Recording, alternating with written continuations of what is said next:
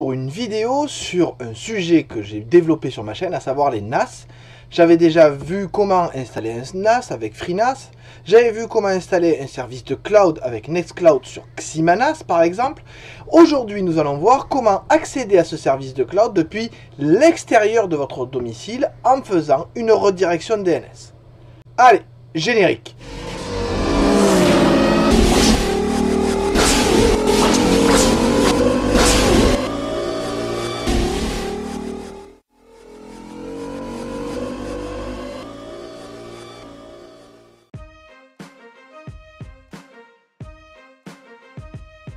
D'abord, je vais vous montrer le système d'exploitation que je vais utiliser dans cet exemple. Oui, encore un système d'exploitation pour faire un NAS. Et encore une différence. J'avais déjà vu FreeNAS, petit lien par là. J'avais déjà vu Ximanas. Et là, je vous montre OpenMediaVault. Alors, OpenMediaVault, c'est un système d'exploitation qui est dédié à l'utilisation d'un NAS sur du matériel informatique.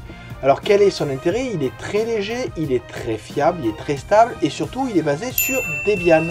Debian, qui est une distribution Linux qui permet d'avoir toutes les utilités de Debian avec un système dédié au NAS, c'est-à-dire que si vous voulez installer d'autres services, vous pouvez très bien l'utiliser comme si c'était une Debian classique, entre guillemets. Ensuite, elle permet de reconnaître du matériel, même très ancien, et d'être très stable. Je l'ai déjà dit, non, mais ça c'est lié à Debian, qui est une distribution que j'aime particulièrement. Alors tout d'abord, pour pouvoir accéder à un service de cloud qui est déjà configuré dans notre réseau, il faut aller sur un redirecteur de DNS. Vous voyez que là j'ai utilisé le service de noip.com qui est un site qui va vous permettre de créer des adresses. Après avoir créé un compte chez eux, vous pourrez créer des adresses de redirection IP. C'est-à-dire, une fois que vous êtes identifié, vous pouvez demander à réserver des noms de domaine qui vont rediriger vers une adresse IP. Je le rappelle que l'adresse IP, c'est ce numéro 90.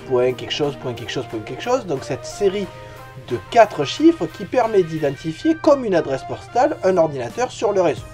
Donc vous voyez ici, j'ai créé l'adresse partage-test-noir.dns.net. Donc pour faire ceci, il suffit d'en créer un hostname. Donc vous voyez, vous mettez ce que vous voulez. Là, j'aime les canards. Donc faites attention, il y a quand même quelques obligations au niveau des espaces et des caractères spéciaux. Et ensuite, vous définissez quelle extension vous voulez. Vous voyez que le site noip.org propose de très nombreuses extensions. Donc là-dessus, moi je choisis souvent .ddns.net. C'est une extension qui est gratuite. Vous avez différents types de redirection, type A, type B. Donc vous voyez, vous pouvez rediriger une adresse, vous pouvez rediriger une IPv6, vous pouvez rediriger seulement vers un autre site et vous pouvez rediriger seulement quelque part. Ici, l'adresse qui s'affiche, c'est l'adresse normalement qui est celle de votre modem. C'est-à-dire quand vous connectez à Internet, votre modem vous attribue une adresse IP pour que vous puissiez recevoir les requêtes que vous faites. Donc vous voyez ici, mon adresse a été créée, vous avez déjà l'IP, la cible qui va être faite, la redirection est faite, je peux bien évidemment la modifier si jamais mon adresse IP change au niveau de mon routeur. Alors vous verrez, il y a aussi des moyens de le faire automatiquement. Là, je ne vais pas rentrer là-dessus, ce qui m'intéresse par la redirection grâce à une IP dynamique, c'est vraiment de savoir comment je vais pouvoir accéder à mon cloud.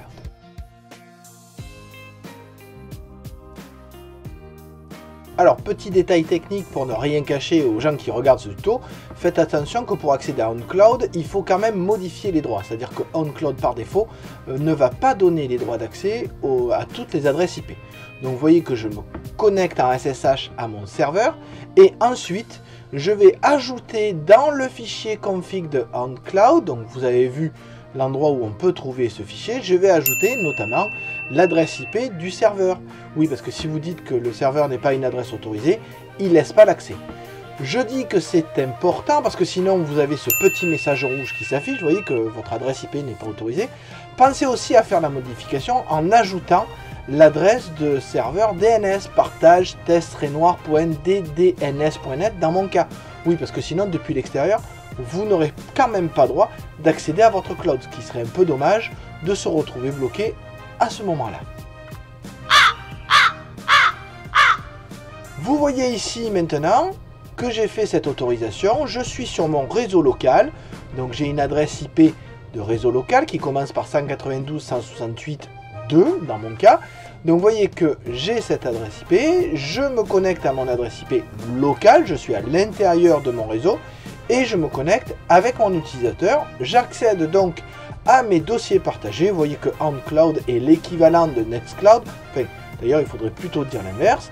Donc je peux librement naviguer, mais là, je suis au niveau de mon réseau local. C'est-à-dire que pour l'instant, malgré le fait que j'ai déjà créé une adresse, je n'ai pas d'accès depuis l'extérieur. C'est ce que vous voyez là-haut, l'adresse IP locale. Donc maintenant, on va voir comment faire.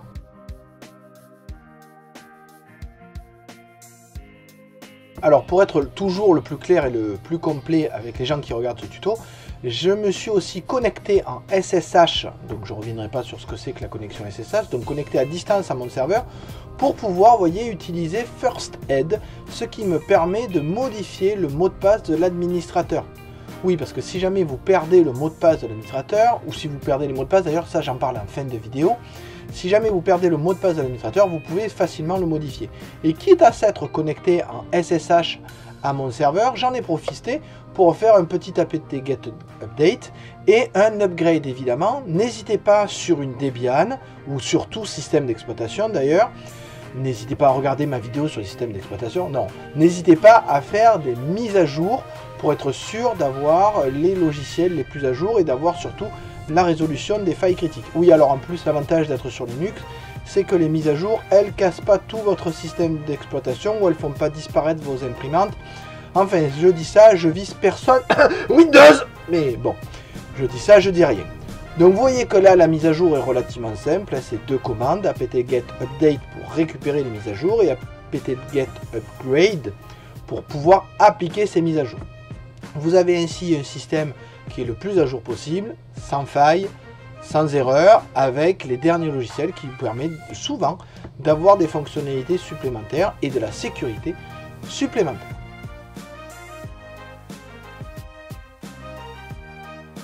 Alors maintenant que tout est en place, j'ai mon serveur local, il n'y a pas de souci, il fonctionne, important de le vérifier avant de passer à la suite bien évidemment.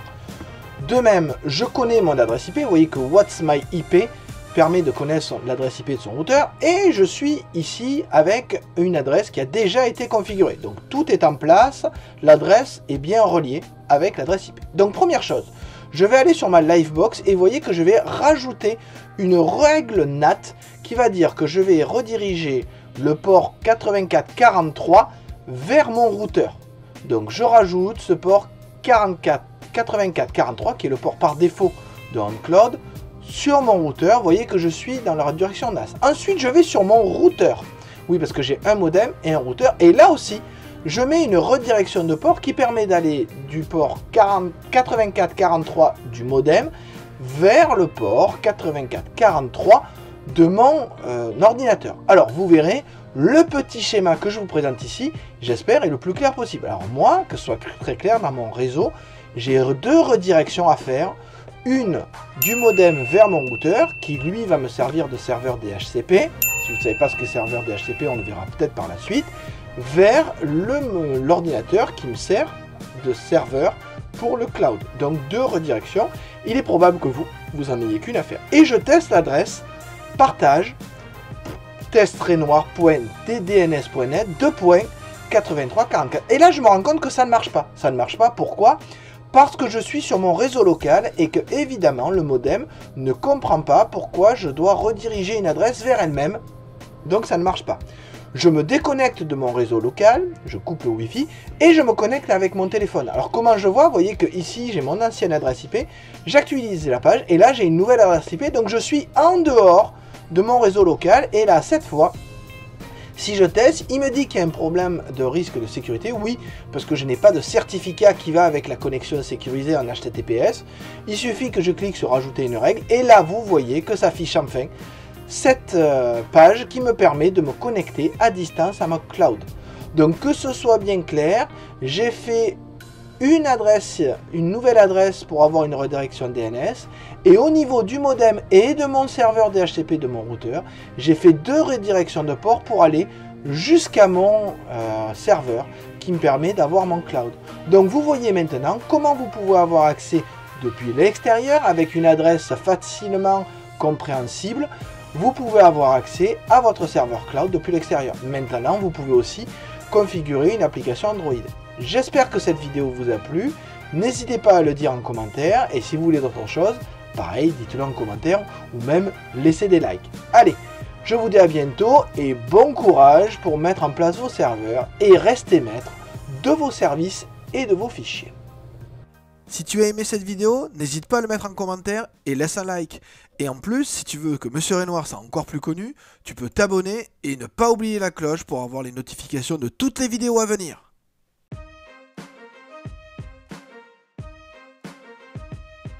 Alors, je vous montre en bonus une petite vidéo que je vais peut-être mettre en vidéo séparée. Dites-moi en commentaire si vous pensez que ça vaut le coup de la mettre à part. Donc, quand j'ai récupéré cette vieille machine, je n'avais plus les mots de passe admin et root. Donc il existe sous Debian la possibilité, quand on a accès à la machine physiquement, de récupérer cet accès root. Donc d'abord, première chose, il faut aller dans le BIOS. Alors vous verrez pourquoi. Parce qu'en fait, il faut activer le Legacy USB. Tout simplement parce que je vais avoir des modifications à faire et que si le Legacy USB n'est pas activé, mon clavier USB ne fonctionnera pas par la suite. Puisqu'en fait, je vais le faire fonctionner avant le démarrage du système d'exploitation qui reconnaît le clavier. Donc là, j'active Legacy USB dans le BIOS, et pas uniquement pour le BIOS. Je sauvegarde et je redémarre la machine. Quand c'est une Debian, pour redémarrer les machines, il va utiliser un gestionnaire de démarrage qui s'appelle Grub. Ce Grub permet de gérer comment on va démarrer le noyau, et là, il vous propose des choix qu'on peut éditer. Donc j'ai appuyé sur E, la touche E, pour éditer la ligne. Là, je vais me rendre jusqu'à la ligne Linux, quelque chose. J'efface le Quite et le RO et je vais rajouter une option qui va me permettre de me connecter une fois, puisque c'est juste pour le démarrage d'après, en route, et donc d'avoir des droits d'accès auxquels je n'aurais pas droit sans avoir de mot de passe. Donc je rajoute init égale, ouvrez les guillemets, /bin/bash, fermez les guillemets. Alors attention, il faut fermer les guillemets doubles. Et je rajoute l'option RW pour dire que les modifications seront écrites writable. Et voyez que là, je relance le démarrage, je retombe sur Grub.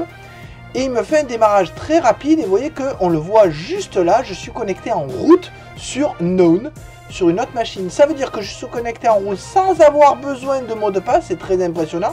Et je peux commander, je peux lancer des commandes route. Donc là, je lance la commande password qui permet de modifier le mot de passe d'un utilisateur, password ou root. Donc je modifie le mot de passe de route, ça a fonctionné. Il suffit que je redémarre, cette fois sans modifier le Grub, ce qui me permet de voir un redémarrage normal. Ouais, c'est un peu long, hein, c'est normal, la machine est vieille, elle a que 1 giga de RAM. D'ailleurs, ça me permet de dire, là vous l'accélérez, et d'ailleurs seuls les vrais ne l'accéléreront pas. Si jamais vous ne l'avez pas accéléré, laissez un commentaire pour dire non, moi je ne l'ai pas accéléré, je suis un vrai. N'hésitez pas à me dire si vous pensez que cette vidéo aussi aurait besoin d'être à part. Pour vraiment aider un maximum de personnes si jamais des personnes cherchent comment récupérer le mot de passe root. Donc là, je fais le démarrage Grub et là, vous allez voir tout de suite la différence avec une modification de la résolution d'écran. Oui, puisque comme je n'ai pas modifié, je redémarre sur mon système normal. Vous voyez cette modification-là. Sauf que maintenant, ce système, vu que j'ai pu, grâce à la manipulation d'avant, modifier le mot de passe root, je vais pouvoir me connecter en route dans mon système. Ah ouais, c'est très pratique à savoir quand on ne connaît plus le mot de passe. Donc j'attends que le redémarrage se fasse. C'est un peu long. Donc là, il me demande mon login, je choisis root. Il me demande mot password, je mets celui que j'ai déjà modifié et vous voyez que ça fonctionne. Non seulement j'ai modifié le mot de passe, mais en plus maintenant j'ai accès en route à l'ensemble de mon système, ce qui me permet, vous voyez, de modifier le mot de passe d'un autre, ou même dans le cas d'Open MediaVault, d'avoir accès au SSH, ce qui est très important, vous l'avez vu, pour faire les mises à jour ou pour modifier le mot de passe admin. Alors j'espère que ce petit tips vous a aidé. N'hésitez pas à le dire en commentaire si vous en voulez d'autres de ce type-là.